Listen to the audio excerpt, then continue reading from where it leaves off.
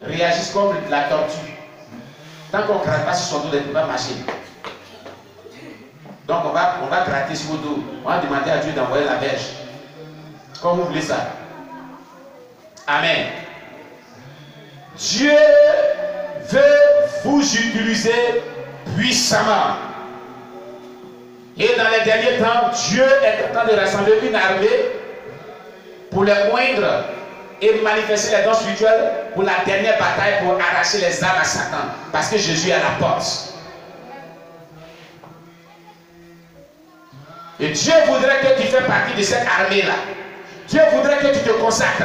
Dieu voudrait que tu te consacres, en fait, que les dons spirituels qui en toi puissent être manifestes. Écoute-moi bien, écoute-moi très bien. Dieu veut le faire.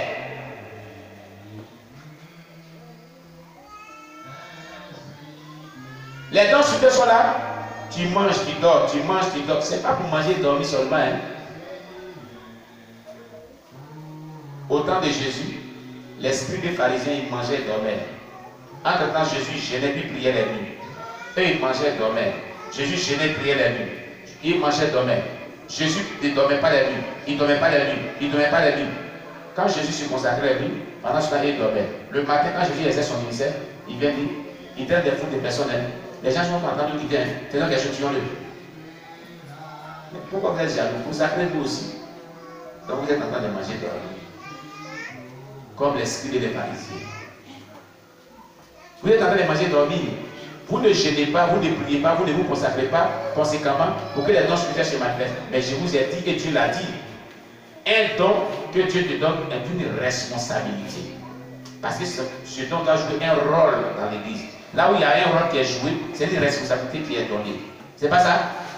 Hein? Et quand une responsabilité est donnée, il y a un compte rendu à celui qui t'a donné cette responsabilité. Tu vas rendre compte à Dieu du don spirituel qu'il t'a donné. Qu'est-ce que tu en as fait pour l'œuvre de Dieu? Tu vas rendre compte à Dieu. Hein? Tu as déjà goûté au miracle. Il y a eu guérison. Et tu étais content. C'est ça, non? Si c'est été, tu vas rendre compte à Dieu. Il y a eu témoignage. Quand j'ai prié à Dieu, le feu a envahi toute ta maison. Où s'est passé tout ça? Tu vas rendre compte à Dieu. C'était intéressant, non? C'était intéressant, c'était bien doux. Mais ce qui est dedans là, tu ne connais pas. Ce qui est dedans, est qu'il y a un jugement qui t'attend par rapport à ça. Parce que si ce n'est plus actif, c'est toi qui es fautif. Ah oui. Si les dons là ne sont plus manifestes là, comment tu t'arranges et puis ça ne se manifeste plus? Qu'est-ce que tu as fait puis ça ne se manifeste plus? Dieu en a mis à ta disposition. Pourquoi tu ne se manifeste plus? Tu vas rendre compte à Dieu. Qu'est-ce qu'il faut faire pour que les dons puissent se renouveler? On n'a pas eu là. Maranatha!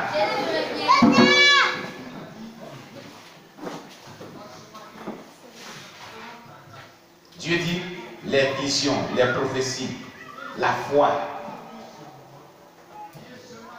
Voilà trois dons qui sont fortement dans la vie de certaines personnes ici. Vision, prophétie, foi. Vision, prophétie, foi. Très puissants dons que certaines personnes ont dans leur vie. Ils ont des visions claires. Ils ont des prophéties qui sont claires. Ils ont la foi qui peut vraiment opérer des miracles très puissantes. Mais la vie qui développe avec le Seigneur est pleine de légèreté. Plein de légèreté. Et les gens ne se consacrent pas sérieusement. Et puis, ils sont beaucoup inquiets pour leur vie. À cause de l'inquiétude de leur vie, ils ne peuvent pas se consacrer comme il se doit. Amen. Alléluia. Amen. Le don de la prophétie. 1 Corinthiens, chapitre 14. On va lire.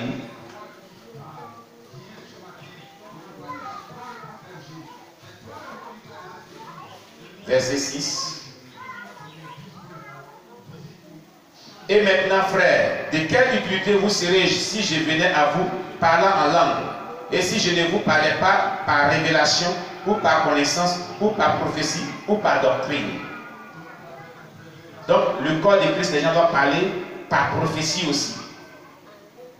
Amen. Vous voyez, l'apôtre Paul parlait d'une parler à langue.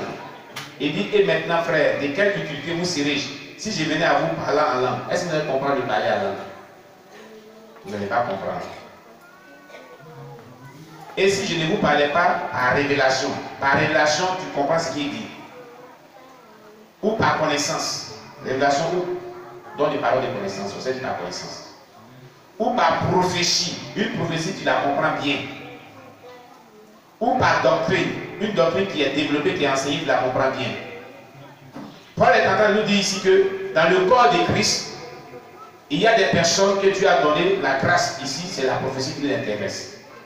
La grâce de manifester le don de la prophétie et de parler de la part de Dieu pour que cela nous soit utile. Il dit quelle utilité? Donc pour que cela soit utile, le don de la prophétie doit être utilisé puissamment dans le corps de Christ parce que c'est un don très utile, indispensable dans le corps de Christ. Une église où il n'y a pas de prophétie est une église qui est morte spirituellement. Une assemblée chrétienne où le don de prophétie ne se manifeste pas, elle est morte.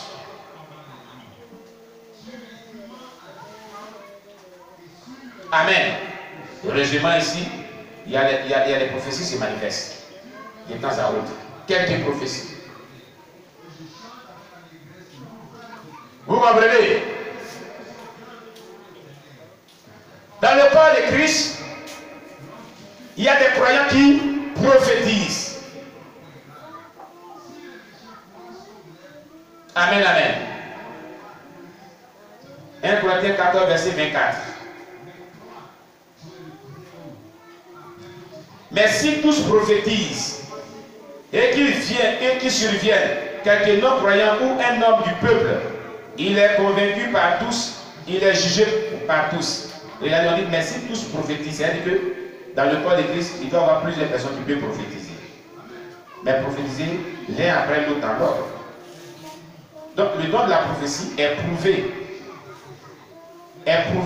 dans la Bible, qui doit être manifeste dans le corps de Christ, dans une église locale ou dans le corps de Christ général. Les croyants qui prophétisent. Amen. Le verset 31. Car vous pouvez tous prophétiser successivement, afin que tous soient instruits et que tous soient exhortés. Vous pouvez tous, car vous pouvez tous prophétiser. On parlait de tous, on parlait de toute l'assemblée chrétienne à laquelle il s'adressait. Paul était en train de dire, car vous pouvez tous prophétiser. Il s'adressait à toute l'assemblée chrétienne, tous les membres du corps de Christ qui étaient là, qui pouvaient prophétiser et tous, de manière successive, l'un après l'autre. Qu'est-ce que je t'avais dit? Est-ce à dire que chaque personne a appelé à ce don? Est-ce à dire que chaque personne doit manifester ce don? Oui. Oui. En temps normal, tout chrétien doit manifester le don de la prophétie. C'est ce que la Bible enseigne très clairement. Vous ne savez pas, je vais vous le dire. Le chrétien qui ne manifeste pas le don de la prophétie n'est pas dans la volonté de Dieu. Ça va te choquer, mais il faut oublier de dire c'est ce que la Bible dit clairement. Car quand Paul déclare, et on va le lire, regardez ce que Paul dit, l'apôtre Paul nous dit. 1 Corinthiens 14, verset 1. Il nous dit, recherchez la charité, aspirez au don spirituel, mais surtout celui de la prophétie. Il s'adresse à qui? Dieu s'adresse à qui? Tous les croyants chrétiens doivent aspirer au don de la... Ce qui veut dire que tous les croyants doivent prophétiser en temps normal. Tous les croyants doivent manifester le don de la prophétie en temps normal. Dieu te dit quoi? Il faut aspirer au don de la prophétie. Tu dois aspirer à tous les dons spirituels, mais surtout au don de la prophétie. Pourquoi Dieu insiste sur le don de la prophétie? C'est que c'est un don qui ne doit pas te manifester. Tu ne dois pas te manquer, disons. C'est un don tu ne dois pas te manquer dans ta vie spirituelle. Tu dois avoir ce don spirituel, tu dois le manifester. Il ne doit pas manquer dans une assemblée chrétienne. Si le don de la prophétie manque dans une assemblée chrétienne, il y a un problème. Parce qu'à tant moment, tous les croyants doivent avoir ce don-là. Il doit aspirer à ce don. C'est ce qu'a dit la Bible. Aspirer au don spirituel et surtout au don de la prophétie. Qui doit aspirer? Qui doit aspirer? Les croyants chrétiens que nous sommes. Il doit aspirer quoi? Au don spirituel. Et surtout à quel don? Au don de la prophétie. Donc tous les croyants doivent vraiment aspirer au don de la prophétie. Donc, si tous les croyants aspirent le don de la prophétie, que Dieu les accorde le don de la prophétie, tous les croyants chrétiens soient appelés à exercer un ministère de prophétie, à exercer le don de la prophétie dans le corps de Christ en temps normal. C'est ce que ça veut dire. Voilà ce que la Bible nous dit. Donc toi, tu dois manifester le don de la prophétie. Tu dois le désirer. Même si tu n'es pas né avec, tu dois vraiment le demander à Dieu. Et ce don de la prophétie doit se manifester dans ta relation avec Dieu pour édifier le corps de Christ. En temps normal, c'est ce que la Bible nous dit. Ce qui est normal, c'est ça. Pourquoi maintenant que l'Église ne manifeste pas ce don? Qu'est-ce qui fait que l'Église ne manifeste? Parce que l'Église n'est pas portée à la spiritualité, à la consécration, à chercher vraiment à être utilisée puissamment au travers de ce don. L'Église ne cherche pas cette priorité. L'Église ne cherche pas vraiment, il ne focalise pas leur attention sur cette priorité. C'est une priorité aussi. Parmi les priorités, il y a plusieurs priorités. Amen, amen. Amen, amen. Quelqu'un dit, à partir d'aujourd'hui, je dois manifester le don de la prophétie. Car Dieu me donne l'ordre de le manifester. Il dit que je dois aspirer au don des meilleurs. Et surtout au don de la prophétie. Je désire manifester le don de la prophétie. Donne-moi le don de la prophétie. Au nom de Jésus. Dans vos prières, recherchez la manifestation du don de la prophétie. C'est la volonté divine de Dieu. Voilà ce que la Bible nous dit. C'est la volonté que nous manifestions le don de la prophétie. Nous désirons ce don pour le manifester dans le corps de Christ. Parce que c'est un don qui éclaire sur l'avenir. Pour ne pas qu'on s'égare. C'est un don qui nous donne le chemin à suivre, la voie à suivre, qui nous prévient des dangers. La prophétie annonce tout ce qui est événement futur, comme je vous l'avais dit. La révélation, le don de parole de connaissance fait des révélations, dévoile ce qui était passé et ce qui est présent, et se limite là. Mais la prophétie annonce seulement ce qui est dans le futur, pour nous éclairer sur l'avenir. Voilà pourquoi elle est utile. Donc quand une église, dans une église, le don de la prophétie n'est pas manifesté, il y a un problème, parce qu'en temps normal, tous les croyants chrétiens doivent manifester ce don de la prophétie. Il y a des songes à caractère prophétique, c'est le don de la prophétie qui se manifeste. Le don de la prophétie se manifeste de plusieurs manières. Il se manifeste par les songes à caractère prophétique.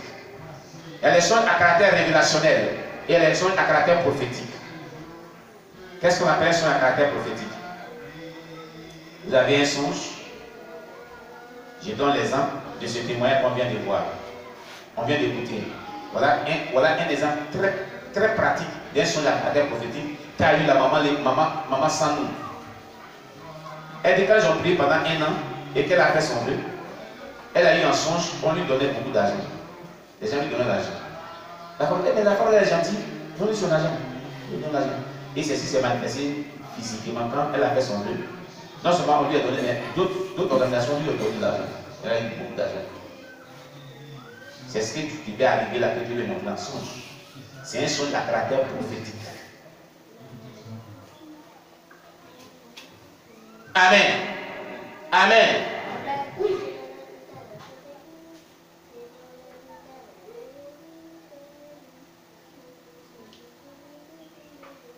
C'est pourquoi, vous voyez, le don de la prophétie doit être accordé à tout le monde.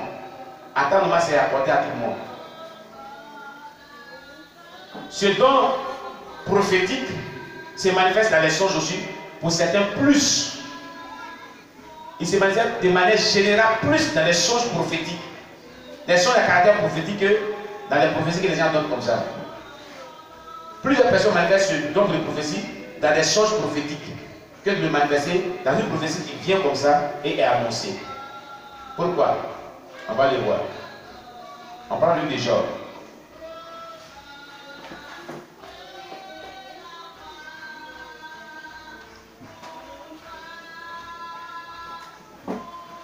Amen.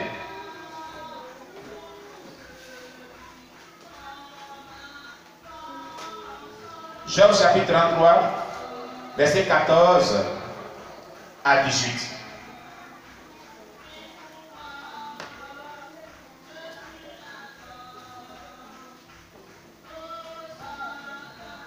Job chapitre 33, verset 14 à 18. Le don de la prophétie se manifeste dans les songes prophétiques. Il est dit, Dieu parle cependant tantôt d'une manière, tantôt d'une autre, et l'on n'y prend point garde. Ça veut dire quoi? Ça veut dire que Dieu parle à chaque personne. Il n'y a pas quelqu'un que Dieu ne parle pas.